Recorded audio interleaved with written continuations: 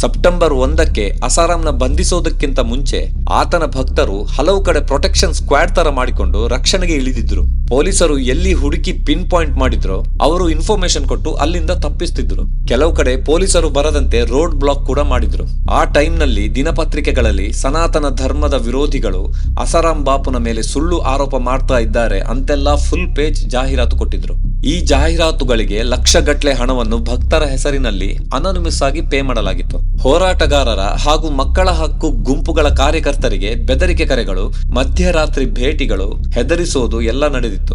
ಇನ್ನು ಮಹಿಳಾ ಭಕ್ತರ ಮಾತಾ ಸಮೂಹ್ ಎಂಬ ಗುಂಪನ್ನು ರಚಿಸಿ ರಾಜಕಾರಣಿಗಳ ಬಳಿ ಹೋಗಿ ಶಾಂತಿಯಿಂದ ಶಕ್ತಿ ಪ್ರದರ್ಶನ ಮಾಡಲಾಗಿತ್ತು. ಅಸಾರಾಂ ಭಕ್ತರ ಯುವ ಘಟಕದ ಕಡೆಯಿಂದ ಈ ಆರೋಪಗಳು ಕಾಂಗ್ರೆಸ್ನ ಷಡ್ಯಂತ್ರ ಅಂತೆಲ್ಲ ಆರೋಪಿಸಿ ಪ್ಯಾಂಪ್ಲೆಟ್ಸ್ ಗಳನ್ನು ಹಂಚಲಾಗಿತ್ತು.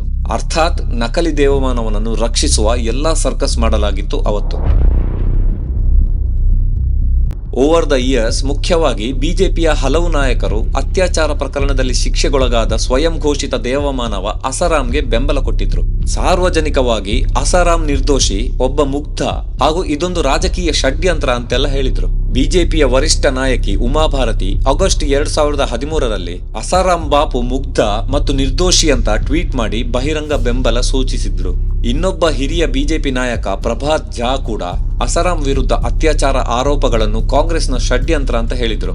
ಚುನಾವಣೆ ಹತ್ರವಾದಾಗ ಕಾಂಗ್ರೆಸ್ ನಿರಾಸೆಗೊಂಡು ಇಂತಹ ಷಡ್ಯಂತ್ರಗಳನ್ನು ರಚಿಸಿದೆ ಅಂತ ಬಹಿರಂಗ ಹೇಳಿಕೆ ಕೊಟ್ಟಿದ್ರು. ಮತ್ತೊಬ್ಬ ಹಿರಿಯ ಬಿಜೆಪಿ ನಾಯಕ ಸುಬ್ರಹ್ಮಣ್ಯಂ ಸ್ವಾಮಿ 2015ರಲ್ಲಿ ಅಸಾರಾಂನನ್ನು ಜೋಧ್ಪುರದ ಸೆಂಟ್ರಲ್ ಜೈಲ್ನಲ್ಲಿ ಭೇಟಿ ಮಾಡಿ ಅವನ ಕೇಸನ್ನು ಕೋರ್ಟ್ ನಲ್ಲಿ ಫೈಟ್ ಮಾಡೋದಾಗಿ ಆಶ್ವಾಸನೆ ಕೊಟ್ಟಿದ್ರು.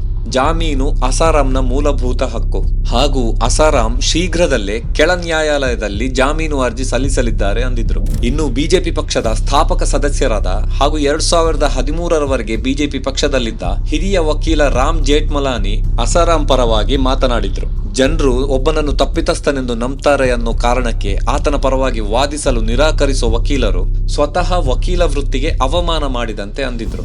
ವಿಶ್ವ ಹಿಂದೂ ಪರಿಷತ್ ಹಾಗೂ ಬಜರಂಗ ದಳದಂತಹ ಸಂಘಟನೆಗಳು ಅಸಾರಾಂನನ್ನು ಬೆಂಬಲಿಸಿ ಪ್ರತಿಭಟನೆಗಳನ್ನು ನಡೆಸಿದ್ವು. ಅಸಾರಾಂನನ್ನು ಸುಳ್ಳಾಗಿ ಸಿಲುಕಿಸಲಾಗ್ತಿದೆ ಮತ್ತು ಮಾನಹಾನಿ ಮಾಡಲಾಗ್ತಿದೆ ಅಂತ ಹೇಳಿಕೆಗಳನ್ನು ಕೊಟ್ಟು ದೇಶ ವಿರೋಧಿ ಹಾಗೂ ಧರ್ಮ ವಿರೋಧಿ ಶಕ್ತಿಗಳು ಈ ಪ್ರಕರಣದ ಹಿಂದೆ ಇವೆ ಅಂತ ಆರೋಪಿಸಿದ್ರು.